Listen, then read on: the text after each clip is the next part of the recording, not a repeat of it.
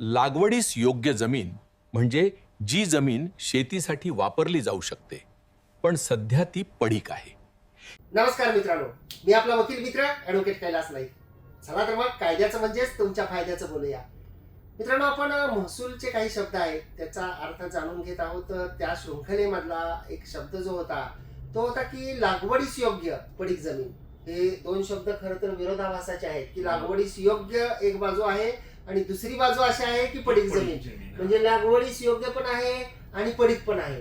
तर एका वेळी हे दोन प्रकार कसे असू शकतात असा प्रश्न सुद्धा मनामध्ये निर्माण होऊ शकतो. तर जेव्हा अशा प्रकारे एखाद्या जमिनीला संबोधलं जातं किंवा म्हटलं जातं की लागवडीस योग्य पडीक जमीन, तर याचा नेमका अर्थ काय आहे आणि अशी जमीन कोणत्या प्रकारची असते याबद्दल आपल्याला आपले कोर्ट कचेरी युट्यूब चॅनलचे सर्व ॲडव्होकेट विशालजी गावडे साहेब जे आहेत ते सविस्तर माहिती देतील. नमस्कार गावडे साहेब. नमस्कार.